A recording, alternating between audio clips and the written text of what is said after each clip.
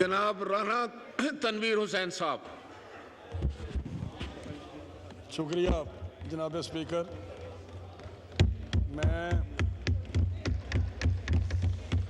आज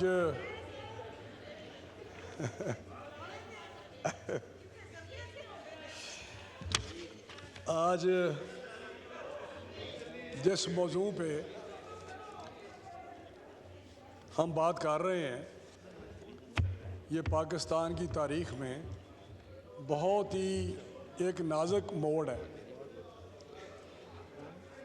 और इस मोड़ पे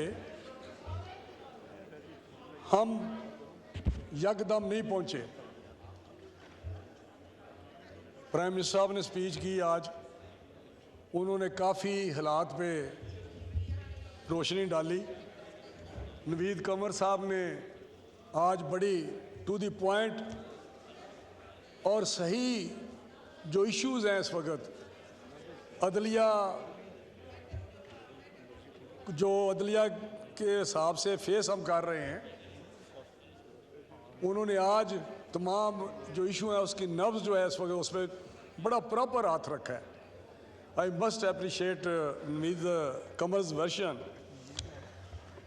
अगर अदलिया की बात करें तो ये पाकिस्तान की तारीख़ में हम बार बार कहते हैं कि फ़लाँ जो अदारा है या फ़लाँ इस्टेब्लिशमेंट का नाम लेते हैं, उन्होंने हमारे निज़ाम को काफ़ी तबाह बर्बाद किया है। लेकिन अगर सही तारीख़ लिखी जाए तो आज सर फ़हरिस्त इस मुअज़्ज़ज़ अदलिया का नाम आता है। सबसे पहले पाकिस्तान में जब इलेक्टेड हाउस के साथ खिलवाड़ किया गया था तो उस वक़्त मौलवी तमीज़ुद्दीन साहब का एक केस था जस्टिस मुनीर के ज़माने में, और वो जजमेंट आज भी उसकी बाशगश्त होती है हर जगह पे, हर कॉरिडोर में, हर जगह बैठने वाली बात जो होती है वो बैठे होते लोग डिस्कस करते हैं। ये सफ़र उस वक्त से शुरू हुआ है, ये एक दिन का सफ़र नहीं है। उसके बाद बेतार पे चुप करा देनी ज़रा। मौलाना असद साहब ने बड़ी अच्छी order in the house please. मौलाना असद साहब कल आपकी जिस तरह तकरीर हमने सुनी है ना, बड़ी ज़बरदस्त थी। ऑनरेबल मेंबरान अपनी नशिस्तों पे तशरीफ रखें प्लीज, अपनी नशिस्तों पे तशरीफ रखें और क्रॉस टॉक ना करें। जी राना तनवीर साहब, सही निशानदेही करनी है कि पाकिस्तान के आज के जो हालात हैं उसमें सबसे बड़ा रोल किसका है।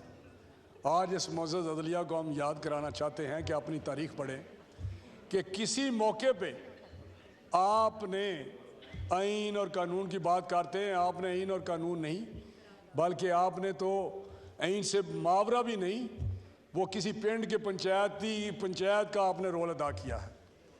आपने नज़रिया ज़रूरत निकाला, वो पता नहीं किस तकिए के पीछे रखते हैं, जब ज़रूरत होती है उसको निकाल लेते हैं, जब इनको दूसरी तरफ कोई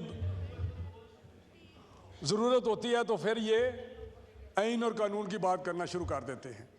अगर मैं पिछले चीफ जस्टिस साहबान की बात करूं तो उसमें जिस तरह बहुत सारे नाम लिए गए हैं, ये रिसेंट पास में जब साकिब निसार था इधर चीफ जस्टिस, पहले तो मैं ये आपको बात बताऊं, ये जितने जज साहबान हैं इनको सारी जहां जो लोग बैठे हैं हम बड़ी बखूबी जानते हैं ये किस तरह इन्होंने तालीम हासिल की, किस तरह का पढ़ते रहे, किस तरह इन्होंने वकालतें की और किस तरह ये एलिवेट होते रहे, किस तरह हाई कोर्ट्स में जाते रहे, किस तरह ये सुप्रीम कोर्ट में। अभी तो पिछले दिनों की बात है कि चीफ जस्टिस साहब एक जज पे अड़े रहे कि मैंने इसको करना ही करना, वो डिले होता रहा 6-6 महीने साल, वो अपॉइंटमेंट डिले होती गई, लेकिन वो एक पसंद के जज को हमने करना ही करना है। तो ये सारी चीज़ें आपके सामने हैं और आज उसका ये शख्साना है कि जो साकिब निसार था उस वक्त जो हुआ वो आपके सामने है। जिस तरह पनामा का किस्सा शुरू हुआ, बल्कि कहा जाता रहा कि ये हमारे पास पिटीशन लाएं, ये पिटीशन खुद मांगते रहे, बुला बुला के लोगों को कहते रहे पिटीशन डालें। सुबह मोटो की बात मैं करूंगा, पहले ये खुद पिटीशन भी डलवाते रहे, खुद एक एंगल से। ये एंगुलर जो जस्टिस है, ये इंसाफ है, ये इनका ही ईजाद किया हुआ है और आज हम उधर पहुंच गए हैं। ये साकब निसार ने जब पनामा का केस था तो उसमें हर रोज़ किस तरह ये जो ऑब्जर्वेशन देते थे, किस तरह इन्होंने जजमेंट्स दी, सिसिलियन और गॉडफादर की बातें की गई जो इनको किसी तरह जेब नहीं देती किसी के मुतालिक बात करने की। खुद अगर ऐसे माम में नंगे हैं तो किसी के मुतालिक ये क्या करेंगे। ये करप्शन की बात करते हैं, ये लोअर जुडिशरी में जाके देखें जाके जुडिशरी में क्या क्या मामलात हैं, किस किस तरह की बातें, क्वेश्चन, उंगलियां उठाते हैं इन पे। इन्होंने एग्जेक्टिव जुडिशरी से अलहदा करके खिलवाड़ किया हमारे सारे सिस्टम के साथ। आज जो महंगाई की बात करते हैं, वहाँ जो दूसरे फैक्टर हैं, पिछली गवर्नमेंट की पॉलिसीज़ हैं, वहाँ वो मैनेजमेंट कमज़ोर हुई है, जो एग्जेक्टिव जो हमारे मजिस्ट्रेट नहीं रहे, क्योंकि वहाँ मजिस्ट्रेसी है नहीं है। अगर यहाँ बैठे लोग बताएंगे जब मजिस्ट्रेसी नहीं है ना, वहाँ इंक्रोचमेंट को कंट्रोल नहीं कर रहा, वहाँ महंगाई कंट्रोल नहीं हो रही, उसका भी यही मूजब है। इन्होंने एक जजमेंट दे दी और उस पर अमल हो गया। तो मैं कहता हूँ कि आज जो इन्होंने यहाँ पहुँचाया हमें, पनामा में अकामा में पहुँच गया, GIT बनी, ये किस कानून और आइन की बात करता है इमरान खान। हमारे 3 दफ़ा के प्राइम मिनिस्टर अपने तमाम फैमिली के साथ उस GIT में जिसमें 19 20 ग्रेड के अफसर थे, सिटिंग प्राइम मिनिस्टर, 3 दफ़ा का प्राइम मिनिस्टर वहाँ अपने बच्चों के साथ पेश होता रहा। इससे ज़्यादा कानून और आइन की पासदारी क्या हो सकती है कि एक chief executive of the country वो खड़ा वहाँ पे, ये डार साहब जाते रहे। इससे ज़्यादा मैं नहीं समझता कि कोई आइन और कानून के सामने झुक सकता है। फिर जब इन्होंने जजमेंट दी कामा पे, किसी ने 1 सेकंड के लिए नहीं कहा कि ये क्या जजमेंट है। हमें दुख था, लेकिन मियाँ नवाज शरीफ साहब ने ग्रेस दिखाई और उन्होंने कहा 5 मिनट के अंदर अंदर। मुझे याद है उस वक़्त एक उनके साथी ने कहा कभी तो जजमेंट आई है, अभी तो जाना है इलेक्शन कमीशन में, ये जजमेंट जाएगी, फिर वहाँ पे डी नोटिफाई होंगे तो फिर आप जाएं। उन्होंने कहा नहीं, जजमेंट आ गई है। मैं उधर बैठा हुआ था, डार साहब को भी पता होगा। उन्होंने कहा 5 मिनट के अंदर अंदर टीवी पे टिकर दें कि प्राइम मिनिस्टर ने छोड़ दिया है। ये होता है, ग्रेस होती है, ये वैल्यूज़ होती हैं, ये किसी ऑफिस का एक रुतबा होता है।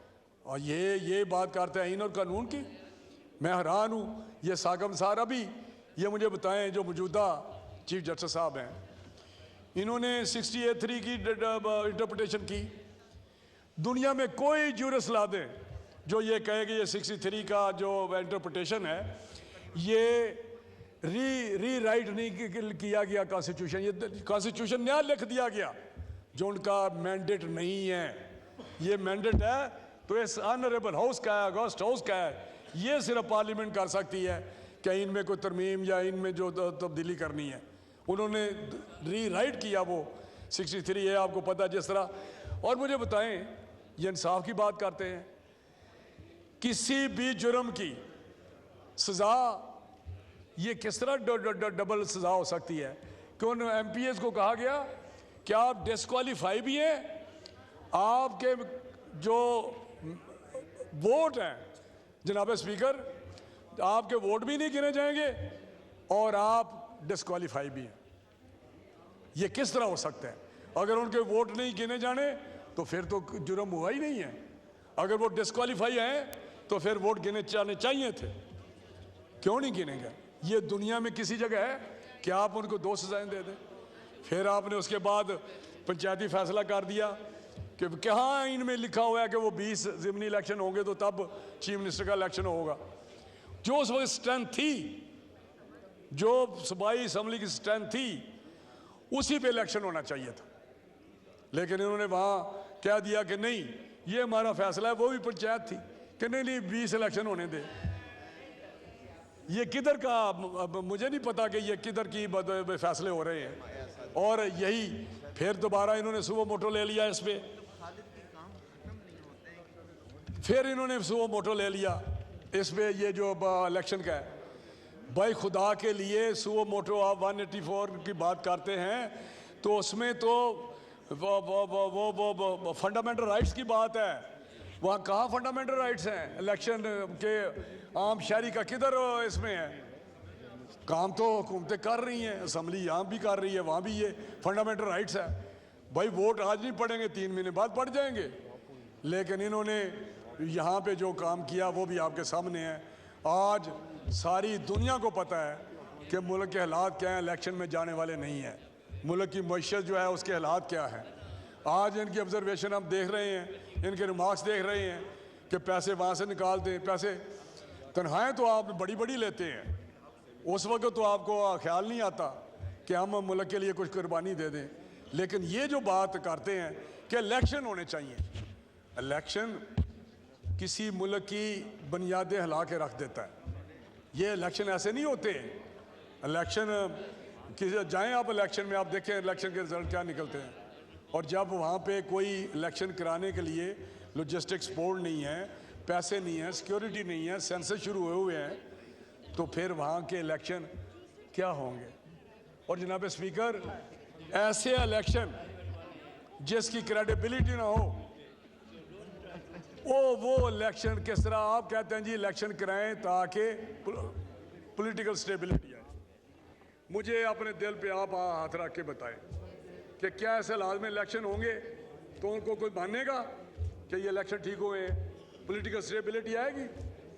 आप बैठे सारे, जब मिल के स्टेक होल्डर बैठे एक रास्ता निकालें, तब जाके बात बनेगी। जिस वो ऐसा इलेक्शन हो जिस पे rules of the game set किए जाएं। ये एक नया मोड़ है, ये रूटीन के इलेक्शन नहीं है। वहाँ पे rules of the game set करें और उस रूल्स ऑफ गेम के तहत इलेक्शन में सारी पार्टियां जाएं और जो उसका रिजल्ट है उसको सारे अमानना सदाकना कहें, जाके पॉलिटिकल स्टेबिलिटी और पाकिस्तान आगे बढ़ेगा। इस तरह नहीं होता। और फिर अपने रिफॉर्म्स लाएं। आपके जो वहाँ पे अपॉइंटमेंट होती है जजेस की, दूसरे मुल्कों में देखें ना, हम हिंदुस्तान की बात करते हैं कि वहाँ की अदलिया में बहुत ज़्यादा इंसाफ चल रहा है, लेकिन वो अदलिया में अपॉइंटमेंट देखें सर किस तरह होती है। इस तरह नहीं होती कि एक चैम्बर से सारे चल रहे हैं। इस तरह नहीं होती कि एक चैम्बर है, वहाँ से एक जज है, उसका आगे जज है, उसका आगे जज है, उसका आगे जज है। ये तो मैं कहते हैं, यहाँ कहते हैं विरासती सियासत। विरासती सियासत जजों की देखे ना, इनके एक जज होता है, उसका बेटा जज होता है, उसका पोता जज होता है। ये विरासत नजर नहीं आती। क्या वो अफलातून पैदा होते हैं? ये अफलातून पैदा करते हैं वहाँ पे अपने बच्चे जो वहाँ पे जज आके बन जाते हैं। ये तो आप ज़रा इन चीज़ों पे खुद भी ये गौर करें। क्या अपॉइंटमेंट और जजेस का प्रोसीजर इन्होंने चेंज किया? क्या इन्होंने ये सुओ मोटो लेने का कोई रूल्स वहाँ पे कोई ऐसे बनाए जैसे ट्रांसपेरेंसी नज़र आए?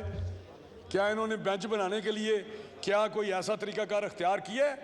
ये तो बच्चा किसी गांव में भी कह रहा है कि तमाशा लगा हुआ है, ये 4-5 जज जो बैठ के फैसले कर रहे हैं। ये पहला फैसला है। 70 ऐसे फैसले इन्होंने किए हैं इस बेंच ने कि जो बैठ जाते हैं और आपस में मासी बेटा बना के बैठ जाते हैं और वहाँ पे ये फैसले कर देते हैं। तो मैं समझता हूँ ये क्या मुल्क इस तरह चलते हैं? मुल्क की तबाही तो जुडिशरी ने की हुई है, निज़ाम को तो डीरेल ये करते हैं। और आज भी उसी पैटर्न पे चल रहे हैं, उसी ट्रैक पे चल रहे हैं कि ये निज़ाम डी ट्रैक हो जाए, डीरेल हो जाए।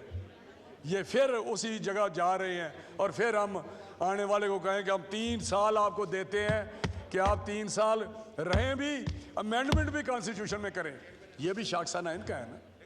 ये पूछें इनसे कि ये डिक्टेटर को, मुशर्रफ को किसने कहा था कि 3 साल आप रहें और कॉन्स्टिट्यूशन में भी जो मर्जी अमेंड कर लें? सर ये नहीं इनको याद? क्या ये स्याह कारनामे हमारे हैं, इस पार्लियामेंट के हैं, इस मोअज़्ज़ज़ अवान के हैं? मोअज़्ज़ज़ अवान ने तो जब भी बात की है डेमोक्रेसी की बात की है। मोअज़्ज़ज़ अवान ने तो जब भी बात की है लोगों की फलाह बहबूद की बात की है, जब की है गुड गवर्नेंस की बात की है, जब भी बात की है तो रिफॉर्म्स की बात की है। लेकिन इनको मौका क्या दिया जाता है? क्या आप CCPO के ट्रांसफ़र पोस्टिंग आपने करनी है? क्या DPO आपने लगाने हैं? क्या आप जो सिफारिशें करते पटवारी आपने लगाने हैं? ये पटवारियों की सिफारिशें भी करते हैं, ये पटवारी वहाँ पे लगाएं, ये सिफारिशें। मुझे तो पता है ना जी, सबको पता है जो हल्के वाले लोग हैं किस किस के हल्के में होता है यार, ये क्या क्या नहीं होता।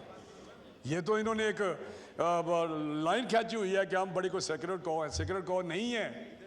जब इस तरह के फैसले आएंगे तो ये हाउस सुप्रीम है, ये डिस्कस करेगा और यहाँ लेजिस्लेशन ऐसी करेगा जिससे यकीनी तौर पे मैं समझता हूँ कि ये चीज़ें बेहतर होंगी। लेकिन सर मैं यकीन से कहता हूँ, मेरा ये बिल्कुल मेरा दिल और ईमान है ये मेरा, कि ये आज जो पाकिस्तान में है ये कोई भी कहता है एस्टेब्लिशमेंट, यार उन लोगों को सारा कौन देता है? आपने बेगुनाह लोगों को सजाए मौत दी हुई है, आपने गुनाहगारों को छोड़ा हुआ है। आप तो जज, आप तो ये हालत हो गई है कि मुलजम जो हैं मफरूर इनके घरों में पनाह देते हैं। हाँ, मुझे बताएं कि कौन सा अभी शहीद भुट्टो वाला केस किसी को शर्मिंदगी हुई है कि कितना इस्लामी दुनिया का बड़ा लीडर आपने इस तरह फांसी पे चढ़ा दिया? शहीद बेनज़ीर मोहतरमा क्या सो मोटो उस वक़्त आया? क्या जब पिछले दिनों में बाई इलेक्शन ज़िमनी पोस्टपोन हुए थे, महीने के लिए हुए या 2 महीने के लिए हुए, वो जब 6 महीने हुए थे, 6 महीने के लिए वो पोस्टपोन 2 महीने के लिए हुए, तो सो मोटो लिया किसी ने कि ये क्या कर दिया आपने? जब अब दूसरे पोस्टपोन होते रहे उस वक्त अदलिया किधर थी? फैसिलिटेट करने के लिए, नजरिया ज़रूरत करने के लिए ये तो बैठे हुए हैं। तो आज मैं समझता हूँ कि पार्लियामेंट को खड़ा होना चाहिए। पार्लियामेंट ने अपनी स्पेस छोड़ी है, मुझे अफसोस है, और आज की हुकूमत को भी सामने आना चाहिए। क्यों नहीं आते? नज़र विजिबल होना चाहिए कि हम हुकूमत है, ये पार्लियामेंट है उनके साथ बैठी हुई है। कभी कहते हैं पार्लियामेंट मुकम्मल नहीं है, पार्लियामेंट मुकम्मल नहीं है तो प्राइम मिनिस्टर किस तरह बैठा हुआ है? 176 मेंबर्स उसको वोट दिए उन्होंने, 176 ने वोट दिया जो रिक्वायरमेंट है प्राइम मिनिस्टर के लिए। इसका मतलब है कि जब मर्जी ये कह दे कि हाउस मुकम्मल नहीं है, 10 बंदे रिजाइन कर जाए तो कहेंगे हाउस मुकम्मल नहीं है। लेकिन हमने, कोई अप्रिशिएट करे ना करे, लेकिन हमने इस हाउस के लिए, इस हुकूमत के लिए इतनी बड़ा 2018 में धांधली हुई। तारीख में क्वेश्चन खड़े होते हैं हर इलेक्शन पे, लेकिन जो 2018 में नेकड धांधली की गई, उठा के बंदों को इलेक्टेबल, ये बैठे हुए हैं, ये सारे जो आज मेरे दोस्त बैठे हुए हैं, इनको उठा के लाए वो इसके लिए, इमरान खान के लिए सहूलत दी। वैसे बुला लिया, टेलीफोन पे आ गए थे, टेलीफोन पे ये आ गए थे।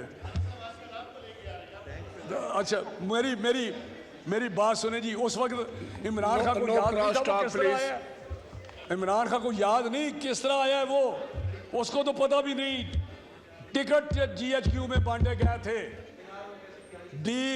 GHQ में टिकट बांटे जाए, हत्ता डिलिमिटेशन GHQ में हुई थी। डिलिमिटेशन जो बैठे बताए मुझे पता है, ये सेक्रेटरी इलेक्शन कमीशन रोजाना लक्ष्य उठा के वहां जाता था और उस इलेक्शन में जीत के आके आंखें मेरी बिली मेनू में, फिर अगले नहीं करने देंगे, अगले फिर आने नहीं। ये मेरा मतलब तारीख है।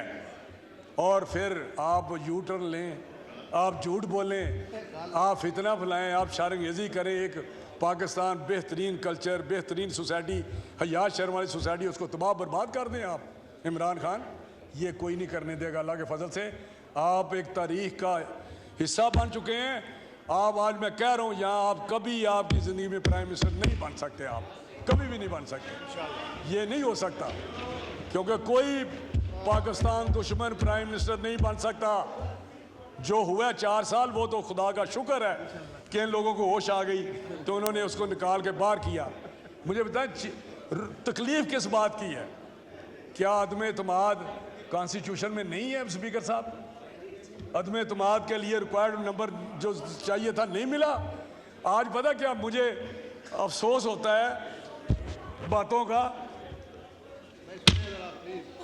मुझे अफसोस होता है कि साद रफीक साहब ने इधर कहा था, इधर बैठे हुए थे ये सारे लोग, उन्हें कहा कि आज आप अकल के नाखन लें इमरान खान, कल को आप हमारी तरह ट्रक में बैठे होंगे, आप यही बातें कर रहे होंगे जो आज हम कर रहे हैं, और कानून कुदरत है उसी चक्कर से गुजर रहा है, उन्हीं सड़कों पे धक्के खा रहा है जिस पे हम खा रहे थे।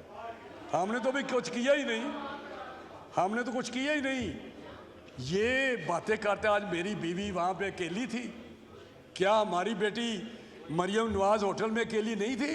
वो तो होटल था जहाँ तुमने दरवाज़ा तोड़ा, वहाँ तो किसी ने दरवाज़ा नहीं तोड़ा। ये ख्वाजा आसफ को आर्टिकल 6 लगवाता था, तू कैबिनेट में कहता था आर्टिकल 6 लगाओ, आर्टिकल 6। इसकी बीवी को नहीं बुलाया नैब ने? बुलाते रहे या नहीं बुलाते रहे? तेरी बीवी उस्मान से उतरी हुई है जो भाग के तेरे साथ आई हुई है। कमाल है, तुमसे बड़े खानदान है ये। तुम तो एक करप्ट टैक्सियन के बेटे हो, तुम एक करप्ट टैक्सियन के बेटे हो। तुम्हें पता नहीं यूब खान के भुट्टो ने निकाला था करप्शन पे, 313 में निकाला था। तो ये कुछ अपने झांक के देखे अपने गिरेबान में कि तुम्हारी औकात क्या है, तुम किधर से आए हो, कौन तुम्हें ला रहा है। यूदी कल नामुल्ला नियाजी इसके सका रिश्तेदार है, टीवी पे कह रहा था कि मैं उसका मैं हमराज हूँ, मैं हमराज हूँ। उसका नामुल्ला कह रहा था, कहता नाइट्स क्लबों में मैं बताऊंगा ये किधर जाता था, मैं बताऊंगा कि वहाँ पे गोल्ड स्मिथ क्या करता था नाइट क्लब में, मैं बताऊंगा कि यूदी वहाँ किस तरह नाइट क्लबों में इसके साथ मिलते थे। ये नामुल्ला नियाजी का टीवी पे है, इंटरव्यू है उसका। तो अब तेरा पर्दा चाक हो रहा है, होगा, क्योंकि अब तेरी गुंजाइश नहीं है सियासत में। ये पीटीआई को मैं कहता हूँ, खुदा के लिए सही रास्ता अख्तियार करें। आप अच्छे लोग हैं, छोड़ दें उसको, आप इलेक्टेबल्स हैं। जब आपको पता है उसने नहीं आना तो आप तो हमेशा जीतने वाली पार्टी की तरफ जाते हैं। जीतने वाले हम हैं इंशाल्लाह ताला, आइंदा हम जीतेंगे, हमारी तरफ आ जाएं।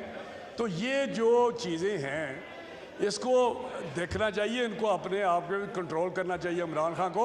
आज भी उसको मैं कहता हूँ कि इमरान खान अपना कंडक्ट सही कर लो, आज भी जरा रास्ते पे आ जाओ, आज भी डिफाई मत करो अदालतों को।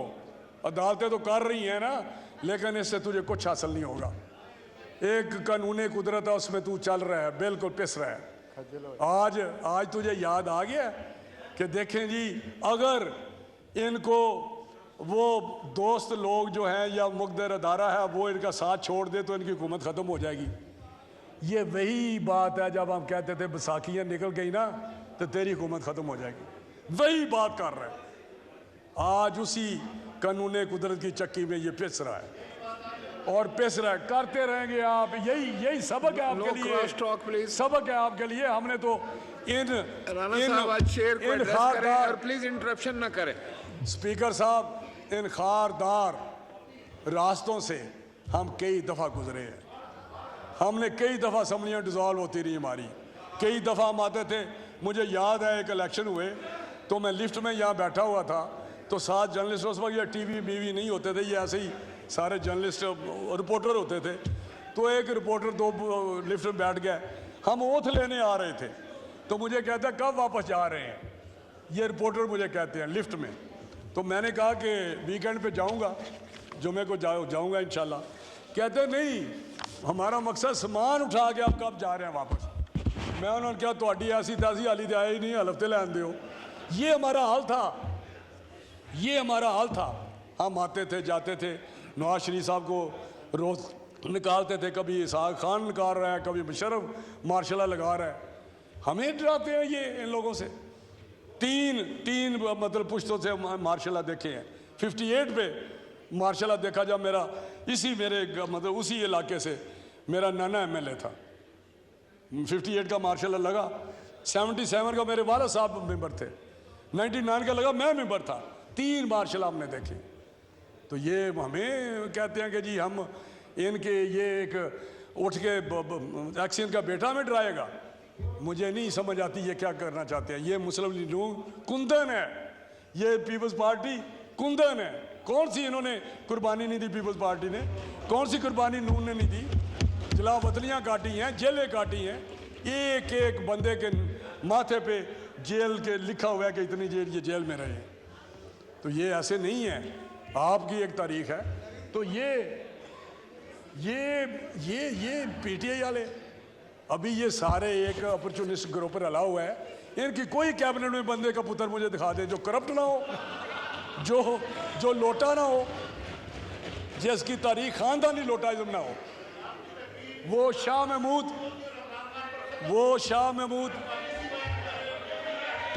Please please, no cross talk. आप तशरीफ रखें जी जनाब, कंक्लूड करें। मुझे नहीं पता ये शरीफ आदमी है, इसको तकलीफ क्यों हो रही है। ये तो बड़ा अच्छा आदमी है, इसको तो नहीं होनी चाहिए। ये तो बड़ा अच्छा आदमी है। कहने का मकसद है कि जब भी पॉलिटिकल मैच्योरिटी का बात करते हैं, अदारे चलने लगते हैं, इस तरह का कोई ना कोई स्तुंगड़ा आ जाता है, जिस तरह इमरान खान है। इसने सारा का सारा निज़ाम ही धर्म भरम कर दिया है। इसने मईशत तबाह कर दी, इसने गवर्नेंस तबाह कर दी। मुझे बताएं किसी जगह पे भी इसके बंदे का पुत्र लगा हुआ था कोई? मैं ईमान से मैं हैरान होता हूँ कि अपनी कौम पे भी जो इसके फॉलोवर है, कौम तो बहुत अच्छी है। ये मुझे बताएं कि उस्मान बुज़दार की बात करें, किसकी करें, लेकिन ये मुझे बताएं कि ये इमरान खान कोई एक ऐसा, उसको कहता था डाकू है, परवेज़ लाइव कहता था डाकू है, उसको कहता था चपड़ासी है। यार कोई पूछते नहीं है। डाकू मामा बना लिया, कहते डाकू मामा बना लिया सू, पता नहीं प्यो ना बना लिया उन्होंने। ये वो बंदा है जिसका कोई असूल नहीं है, कोई दीन नहीं है, कोई मजहब नहीं है, ना उसका माँ है, ना बाप है, ना भाई है, ना बहन है। ये मैं रिकॉर्ड पे बता रहा हूँ। बाप इसका तरस के मर गया। एक शादी पे था, ऐसी बातें ख्वाजा साहब कहते हैं। ख्वाजा साहब वैसे तो आप भी बड़े इस किस्म के हैं, ट्रेनिंग मुझे इन्होंने दी हुई है, ट्रेनिंग, लेकिन कहते मत बातें कर। मुझे याद है कि एक शादी थी तो इसका वालिद बैठा हुआ था, तो ये भी उस शादी पे गया इमरान खान। तो वो साथ जो बैठे हुए थे इसके वालिद साहब के साथ, वो इकरामुल्लाह नियाज़ी साहब के पास, तो उसने कहा कि ये बेटा आपका आ रहा है। कहता जी हाँ, कहने को तो मेरा बेटा, लेकिन है। ये उनके लफ्ज़ थे, ये उसके बाप के अपने दोस्तों के साथ लफ्ज़ थे। मैं ऐसे नहीं बात कर रहा। पूछे इसके बेनोई से, सईदुल्लाह से पूछें, हफीजुल्लाह से पूछें। ये मैं समझता हूँ कि राना साहब you are a very senior politician. ये दोनों लफ्ज़ में एक्सपांज करता हूँ। मुसीबत ये है कि आप लोग बड़े शिस्ता वैल्यूज़ वाले लोग हैं। आप हर बार उसको भी कहे कोई अपना लफ्ज़ वापस चले, उससे वापस करा के दिखा दे मुझे नहीं, मैं ऐसे नहीं कह रहा, मैं करैक्टर की रिफ्लेक्शन दे रहा हूँ, क्योंकि ये रिफ्लेक्शन है हर किसी की। देखे ना हर बंदा कि एक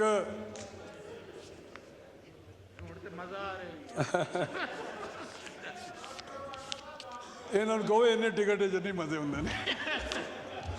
मुझे ऑनेस्टली इसलिए मैं कह रहा हूँ क्योंकि कुछ मैं जानता हूँ, मैं इनको बताना चाहता हूँ अपने दोस्तों को, पीटीआई के बैठे हुए हैं, अगर नहीं इनको पता तो फिरोज़ वाला में मेरा वो इलाका है, मेरा हल्का है, वहाँ पे एक ज़मीन इमरान खान ने करप्शन में ली हुई, मैं वालिद ने उसका, मैं ये PMLN वाले बड़े शरीफ लोग हैं बहुत ही, मैं तो कहता रहा, मुझे पता चला, उसकी कहानी मैं सुना रहा हूँ आपको। एक औरत थी और उसकी ज़मीन थी, तो उसकी रिश्वत के नाम पे उसने वो रिश्वत ज़मीन ले ली इनके वालिद साहब ने, और ये कहा कि जनरल पावर ऑफ अटॉर्नी मुझे दे दो, क्योंकि नाम नहीं करानी, क्योंकि अफसर थे तो हिसाब किताब वही बात, तो वो पावर ऑफ अटॉर्नी ले ली। 2002 में वो ज़मीन as a general power of attorney अपने बेटे इमरान खान के नाम ट्रांसफ़र करा दी, जनरल पावर ऑफ अटॉर्नी होने के नाते, और 70 लाख में कहा कि ये मैं ज़मीन फ़लाँ औरत की अपने बेटे को दे रहा हूँ। जनरल पावर अटॉर्नी वो था, अपने बेटे को दे दी, चले खैर है। लेकिन मैंने इनसे कहा, ख्वाजा साहब सारे से, जब ये पनामा था तो मैंने कहा उनको पूछें, उसने डिक्लेयर नहीं फिर की किसी, 2002 में वो मेरा मेंबर था। बाद में उसने जो है ना कहा था कि मैंने मेरे इनहेरिटेंस नहीं वो बाइक ही, मैं वो 2-3 नहीं गिफ्ट की बात हुई बीच में, 3 उसने स्टांस लिए, उसने 2002 में डिक्लेयर नहीं की। लेकिन जब ये हमने बात की, इनको मैंने दी डॉक्यूमेंट्स दिए कि आप भी सुप्रीम कोर्ट जाएं और कहें कि ये पूछ लें कि 70 लाख रुपया इसका कैश, उस पर लिखा हुआ था कैश पे किया है, कि ये किस बैंक से निकाला है इमरान खान ने, क्या मनी ट्रेल है उसकी, वही मनी ट्रेल 70 लाख की बता दे, और उसके बाप ने वो पैसे लिए थे उस औरत के, क्या उस औरत को वो पैसे गए किस अकाउंट में गए? वो एक फेक ट्रांजैक्शन थी, नौसरबाजी थी कि वो ज़मीन करप्शन की ली और अपने बेटे को दे दी, जो उसने डिक्लेयर ही भी ना की। जब ये चीज़ उठी तो उसने कहा ये तो मेरे विरासत में आई है। फिर उसने कहा नहीं मैंने परचेज़ की है। फिर उसने कहा मुझे गिफ्ट हुई है। फिर उसने क्या कहा जी, एक और सी की सी मैंने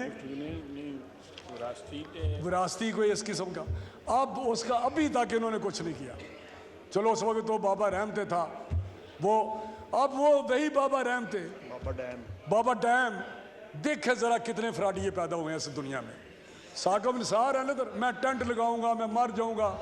ओ यार तुम्हें बचपन से जानते हैं, तेरा टेंट।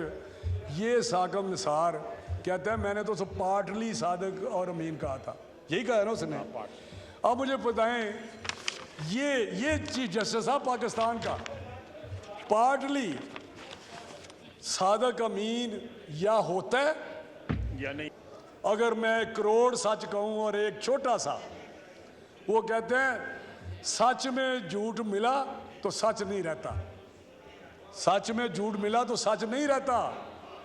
तो झूठ अगर आप कहते पार्टली, ये इंटेलेक्ट, मैं इंटेलेक्ट की बात कर रहा हूं, जो इंटेलेक्ट ऐसा है उसका चीफ जस्टिस ऑफ पाकिस्तान का। मैंने तो एक खास मखसूस वक्त में कहा था ये सादक और अमीन है। ये चीफ जस्टिस का हाल था और ये सादक अमीन डिक्लेयर हो गया। और उसके बाद जो सादक अमीन ने गुल खिलाए, जो उसने घड़ियाँ बेची, जो उसने हीरे जवाहरात इकट्ठे किए, मैं अफसोस मुझे ये होता है कि मुझे ये घड़ी चोर जो भी कहे, मुझे अफसोस होता है कि एक चोरी की कैपेसिटी भी नहीं है। वाज भी ले गया चोरी करके, वाज जो मिले थे ना, वाज वो भी उस लिस्ट में है जो ले गया था।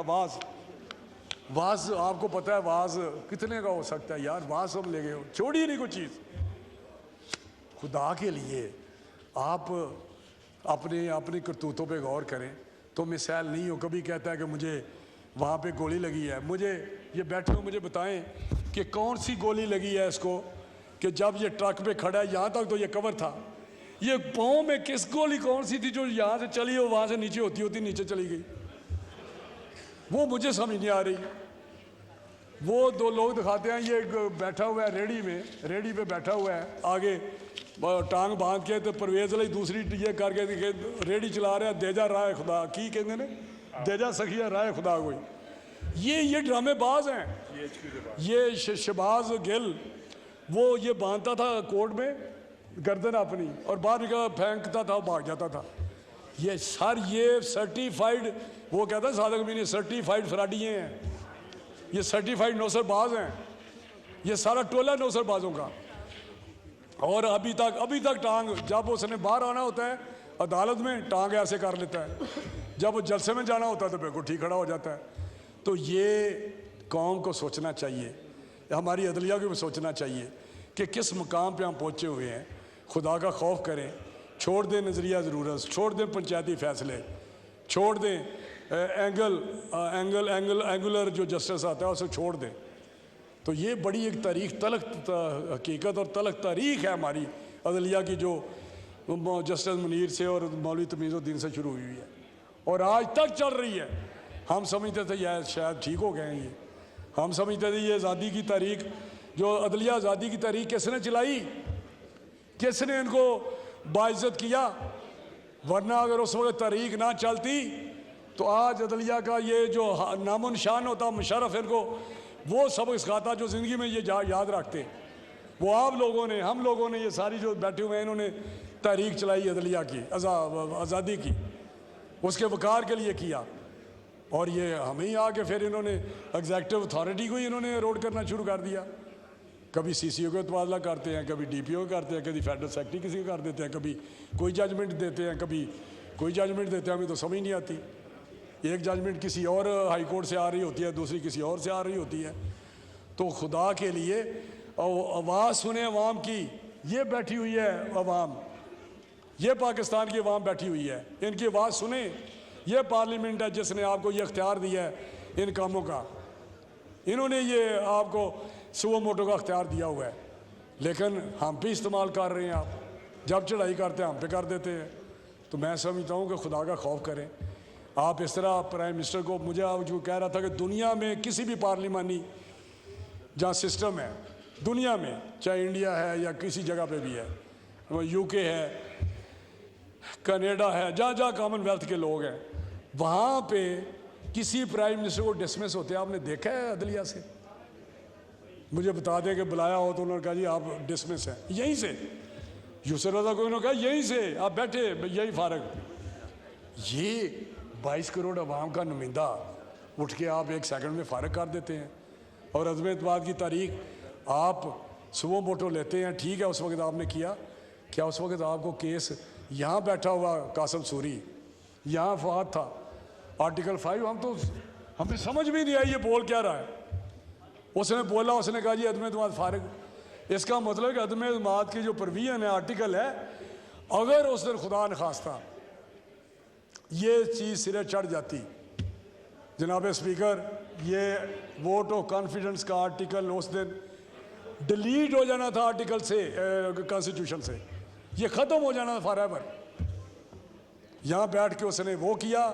दूसरा, उसने असम्बली डिज़ोल्व कर दी दूसरे मिनट में, सब टाइप किए हुए थे। और ये जो सदर आरिफ अलवी है, जिसको मैं कहता हूँ ये इमरान खान का मुंशी है, मुझे बताएं, बड़े बड़े बावकार यहाँ रहे हैं, सदर ममनून साहब थे, सदर तारड़ साहब थे, कभी प्राइम मिनिस्टर के पास गए? प्राइम मिनिस्टर हमेशा चल के उसकी इज्जत के लिए उसके पास आया जब भी कोई बात हुई। ये तो वो वहाँ जाता है, वो क्या ज़मान पार चला जाता है, वहाँ बैठ के वहाँ पे डिक्टेशन लेते हैं। और मुंशी क्या होते हैं?